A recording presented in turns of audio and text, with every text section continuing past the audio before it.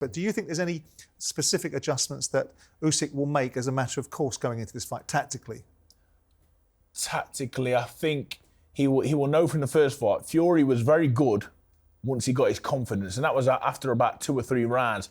He didn't throw that uppercut. As soon as he landed that one uppercut, Fury sort of thought, well, I've landed that a little bit too easy. Yeah. I'm going to keep doing that. And he built momentum. So I think Usyk will be trying to break Tyson's rhythm, not let him get into a rhythm, because once he does, a big man with good hands, good feet, and a good boxing IQ is hard to stop. So we heard him say last time, I will not leave you alone. And I think, personally, he's going to think, the more time I'm on this guy, the more time I'm making this guy think, the less space and time I'm giving him, the more chance I've got of beating him. Do we think we priced enough into the motivations of the two fighters? Fraser, you look at Fury. We've never seen him lose, so we don't know what he's like when it's coming back from something. We don't know how motivated he will be. But on the other side of the argument is the Usyk motivation, which is so unique. I mean, I was reading something in one of the newspapers that one of the journalists brought him a letter from someone fighting on the front in Ukraine, talking about what he means to the country, what he means to them. They're fighting, you know, for their lives and for their country's values, and they regard him as a hero. Do you think that the motivations behind the fighters will be a defining aspect of this fight? Fury trying to get something back that he thinks was rightfully his and back from defeat, but Usyk representing the entire country. I think it could play a massive part. I mean, if I'm in Tyson's psyche now, and I will be, next time I get in the ring, I will have the same sort of psyche in a way, because I'm coming off a defeat and you want to put things right. Now, Tyson, you know, for all the laughing, all the jokes, one thing I know from not knowing him so well, but know enough about him, he's a very proud person, and you're not going to want to lose a fight. You know, him, the whole Fury family, the whole team, they're good. If I was them, I would have put that extra bit of motivation into him during this camp and make him know that, you know, this is a legacy fight, basically. Like, you go and get your titles back, and you're right up there in the conversation for the best heavyweight probably ever. You're in that conversation. And for Usyk, you know, what you just said, you know, there isn't too much more that needs saying. You know, when you're fighting for your country, I've done that myself again in Olympic Games, but when your country's in a war, that's a totally different motivation. I mean, Spence, you've seen Usyk quite a few times, especially in Poland when he fought Dubois, and you've seen the impact he has on people, right? Absolutely, Simon. Listen, when we were out in Poland, we was actually on the border there of the Ukraine as well, just, you know, I don't know, 50 kilometres away from the border or whatever. So there was a lot of Polish that were living in and around that area, and it was incredible the way that they turned out. And he is a proud man, and he represents his country, and it means so much to him. So, you know, going through these times and what his country's going through, he lives through that. You know, we've seen him go back to war for his country, etc., and the people absolutely love him. So when you're talking about motivation, what better motivation can you have than that? Oleksandr Usyk is a very proud man and a man that loves his country. That is for sure. You know, for Tyson Fury, on the other hand, I think that, you know, I think Fury may have underestimated Oleksandr last time out. You know, thought that maybe he just had to turn up to get the victory. Yeah, it was going to be hard, but he never expected it to be the way that it was, and he never expected him to be able to get hurt the way that he did. And I think that might be the kick up the arse that he needed, and that's why we may see a different Tyson Fury. This is the interesting thing going into this contest here, is we do not know what that loss has done to Tyson Fury. Will it feed him? Will it motivate him? Or will it have dented his confidence even more? We'll only find that out on Saturday. But personally, knowing Fury and the way that he is, and, you know, the proud man that he is, and the guy that, you know, just the character he is, I think that that's why he's locked himself away for 10 weeks. I think he's going to be totally motivated. He's going to come in slightly heavier. He's going to try and stamp his authority early on. He knows what he's going into now, and he knows what he needs to do, the adjustments. I think actually he'll feed off it. It's interesting, Fraser, because Spencer makes the point that he thinks that Fury underestimated Usyk, whereas you make the point that he went in there with apprehensions about Usyk. So there's two different analyses of the same situation.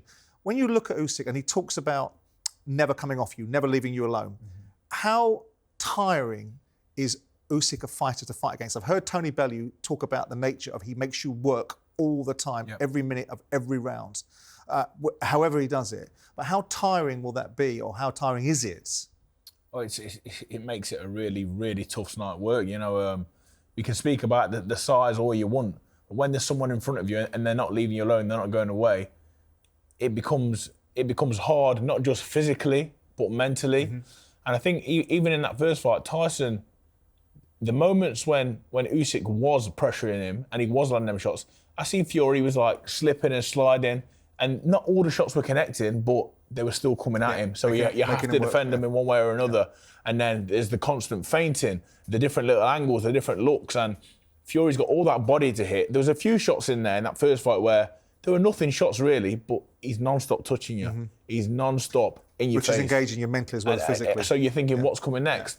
But on the counter side of that, for me, is the more time Oleksandr Usyk is there hitting you, the more chances you have to be counter-punching. I mean, when I watched it back this morning, there was a couple of times Tyson counter-punched, but only a couple. I mean, if he looks back and analyses the fight and he picks them numbers up, the fight is even closer once again. So it's very intriguing, but in a nutshell, to fight Oleksandr Usyk, you don't just fight typical heavyweight style 2 minutes of every round where you nick a few seconds here and there. You're fighting all minutes. You're fighting 3 minutes of every round. Round 9 was quite an important round, Spence. It sparked controversy. It also raised the question as to Usyk knocked him down. I think the referee got in the way and gave Fury a chance. But during that round, there was the question about why Usyk didn't take him out. He had the opportunity to take him out. Does he have the power to take Fury out? Do you think that's a concern?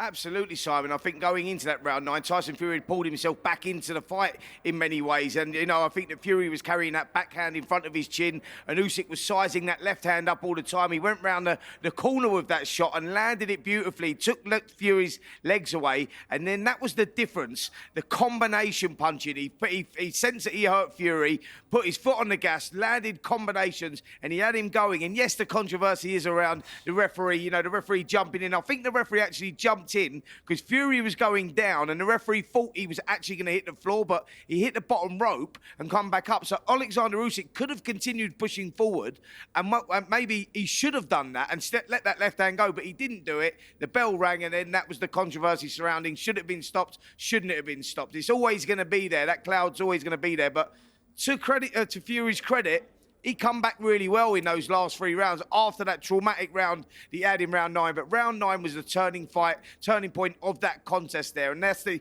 adjustment Fury needs to make. He had his right hand, his backhand, in front of his face and he was touching his nose, was leaving a big gap round the side. Usyk has a great boxing IQ and he saw that. He was teeing him up with that left hand the whole time. And once it lands, heavyweight boxing, that can turn a fight around, and that turned that fight around for sure. What did you make? I mean, where were you on the decision that the referee took in that moment? If you was the fighter that was in the offensive and the ascendancy, would you have been happy with the referee getting what I thought was in the way of the opportunity to take Fury out? Oh no, I'd have been fuming. Yeah. I'd have been fuming, and you know, let's have it right. I think timing is everything in that round. I think if that happens 30 seconds earlier, I think the fight does get stopped and quite, like in a good fashion as well. It seemed to Tyson's powers of survival came into play. You know, he just made himself big and made himself awkward to hit. And as we watched the VT there was a couple of shots that missed him by an inch or so. And if they do hit him, we might be having a different conversation now. But do you think the ref was right with what he did, though? Because Spencer alludes to the idea that he thought he was going down and so ultimately intervened. Frank Warren talked the other day about the fact the bell sounded 2 or 3 seconds later anyway. But do you think, irrespective of the frustration you might have felt as a fighter, when you look at that without the emotional investment of being a participant, do you think the referee made the right decision or do you think it was the wrong one? I think he made the wrong decision. Yeah, I do too. I think the stakes are so high. It's undisputed heavyweight championship. You've got to be to the point and by the book as such. But that was counted as a knockdown that round. I'm correct in saying that was a 10-8 round.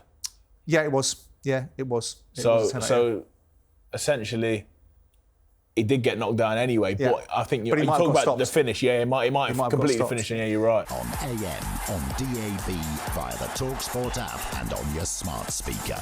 talkSPORT.